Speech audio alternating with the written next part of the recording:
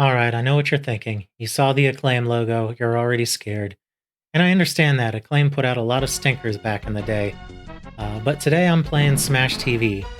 Um, it's a dark and stormy night. I'm kind of procrastinating and getting over a bad day by playing a bunch of retro video games. And I thought, let's throw in some Smash TV.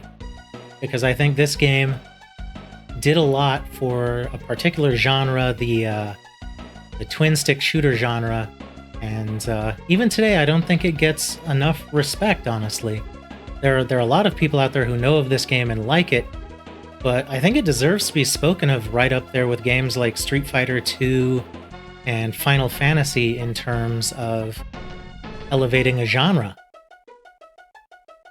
And hopefully, as I'm playing, you'll understand why. So the whole premise of Smash TV is that you are a contestant in a futuristic video game or a futuristic game show where you need to destroy as many opponents and collect as many prizes as possible without losing your life.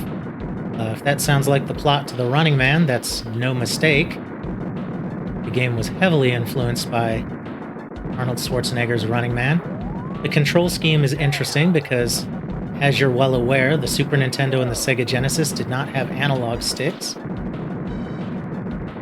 So instead, on the Super Nintendo, you can press combinations of the face buttons to aim your guys shooting, and in that regard, you get nearly 360-degree aiming. It's not quite 360 degrees for real, but it will do. I am not the best at this game, but hopefully I'll at least make it to Mutoid Man. Don't know if I'll beat him, but hopefully I'll make it there so we can show off what the Super Nintendo is capable of. Gotta love it when the announcer chimes in with his Running Man-inspired catchphrases. Things like, "I'd buy that for $1," and "big money, big prizes." I always felt if they were to make a video game or a movie version of this video game, that they would have to get Wink Martindale to be the game show host.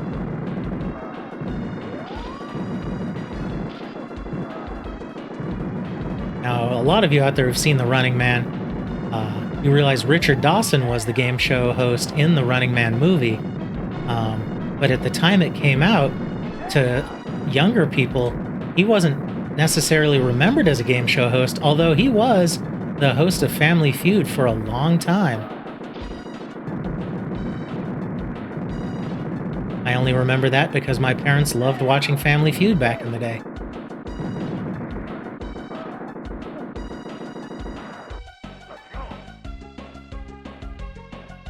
This game is such a simple yet perfect design, and I was always amazed that it made it to the Super Nintendo with most of the gore intact.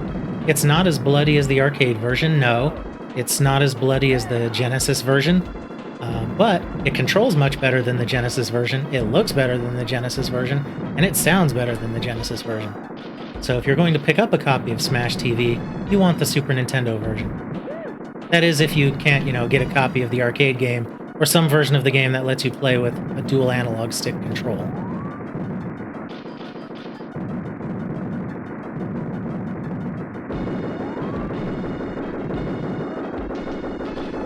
The whole idea behind this game is crowd control. Thin them out so you can maneuver. These guys suck because when they explode, shrapnel goes flying. You hit a piece of shrapnel, it's a bad day for you.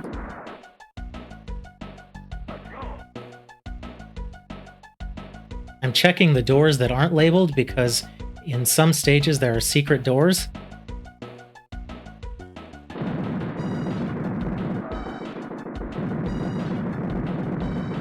This level is called Total Carnage, which, as you'll recall, the follow-up in this series was called Total Carnage.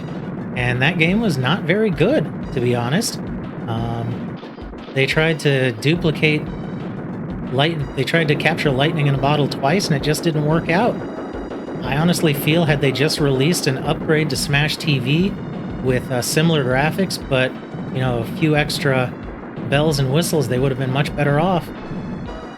Now, the sad thing about that is because I had that one power-up, I couldn't get the key that was there, and you need a certain number of keys to unlock the best ending to the game. I'm not playing through the whole game, so I'm not worried about that. My whole thing here is I'll probably play through Mutoid Man if possible.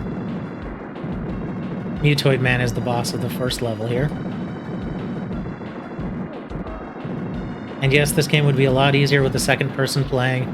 Unfortunately, my wife isn't as into video games as I am, and because of the whole pandemic thing, yeah, that's not happening.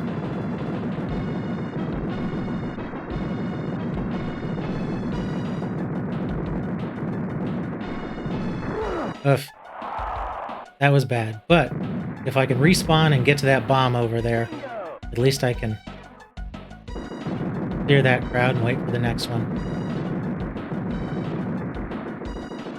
Now, not only do I enjoy Smash TV as just a generally good video game, it harkens me back to a time when I was, I think, 16 or 17, and I was taking martial arts at the time in the Linwood area of the Seattle suburbs, and there was a game store up there called Game Pros, Game P-R-O-Z, and I used to go there from time to time between classes and just check out their games, and they were awesome because they were the only store at the time in Seattle, or in the Seattle area, that imported games, so you could go there and see Japanese games, and I always thought that was the coolest thing. But one time when I went there, they also had a used copy of Smash TV, complete in box, for the ridiculous price of $20, which this was probably 92, 93? Yeah, it couldn't have been much later than that. So, you know, I got a damn good deal. To this day, it's one of my fondest memories of getting a good gaming deal.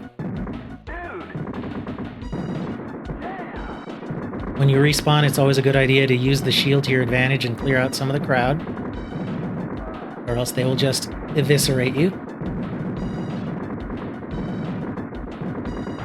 Oh, I wanted that shield so bad, and they knew it too. They knew I wanted that shield. Who didn't know I wanted that shield, huh?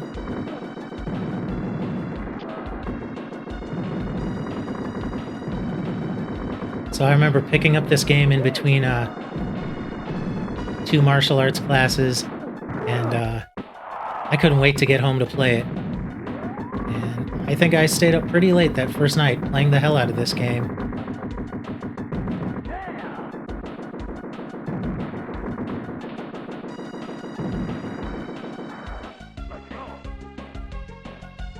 Keep trying for secret doors. I don't think I went the right way in the beginning. Uh-oh, tank trouble. We don't want that. We don't want tank trouble. We don't want any trouble at all, do we? No, we don't. We are peace-loving individuals. We are peace-loving individuals who love the peace of shooting bullets. In a digitally appropriate way, of course. So I'm down to my last life. I'm going to continue to Mutoid Man, no matter what. Don't worry. We'll get to see the boss. I probably will have to continue. We'll see, though.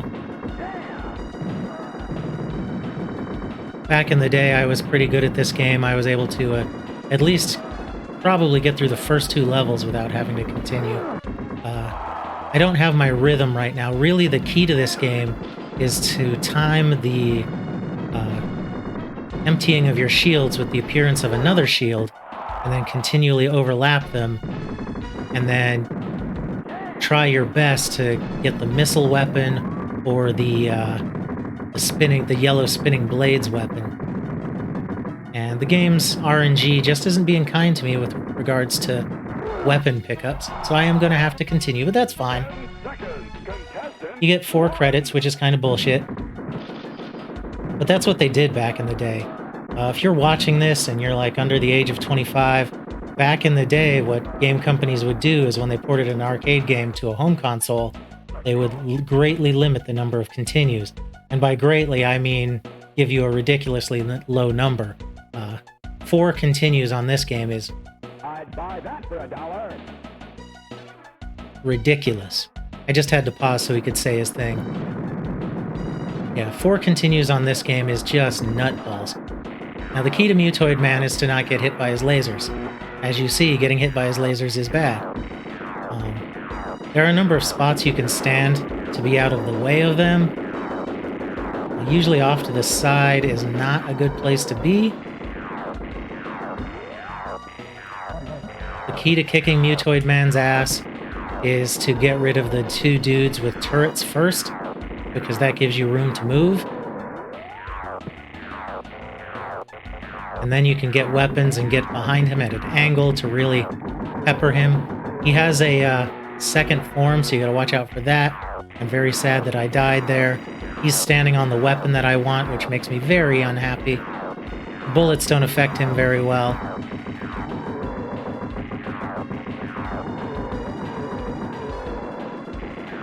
This is a great game, and like I said, it doesn't get nearly the respect that it deserves.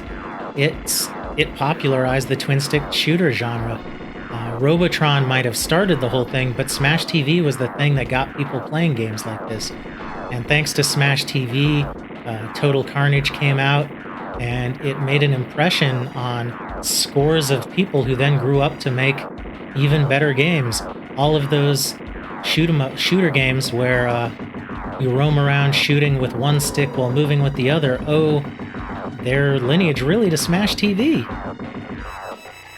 So I think if you can, and you have a means of playing Smash TV, you kind of owe it to yourself to do so. I think the arcade version is obviously the best experience, but if you can't do that, the Super Nintendo version is a real close second.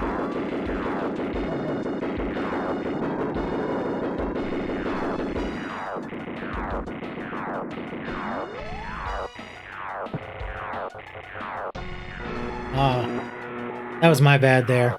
I was trying to get goofy with the power up there.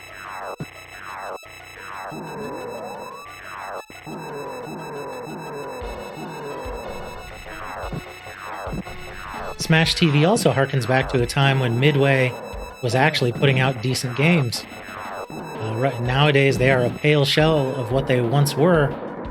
But back in the day, they could almost do no wrong. Mortal Kombat, Smash TV, the dudes working at Midway they knew what the public wanted to play.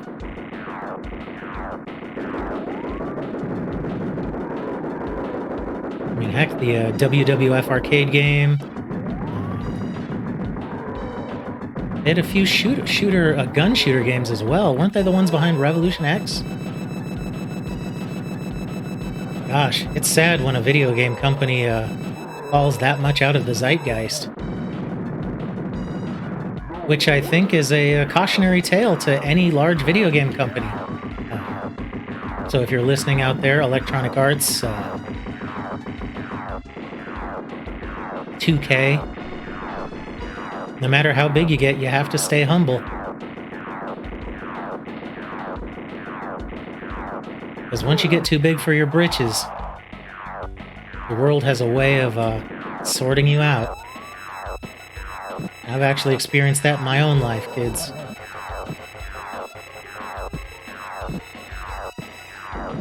Oh, he's close to death. When he starts moving fast and erratically, you know he's not a happy camper.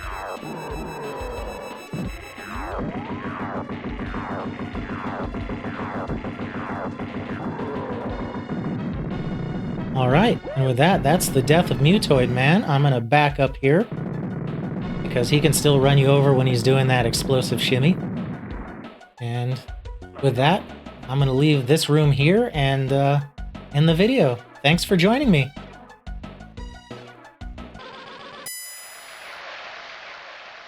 Actually, I gotta end the video after the prizes are counted up. This is too awesome. This is straight up Arnold Schwarzenegger Total Recall.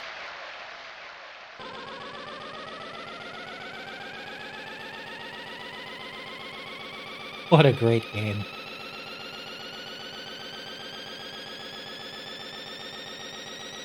Alright, now I'm out of here. Peace, guys.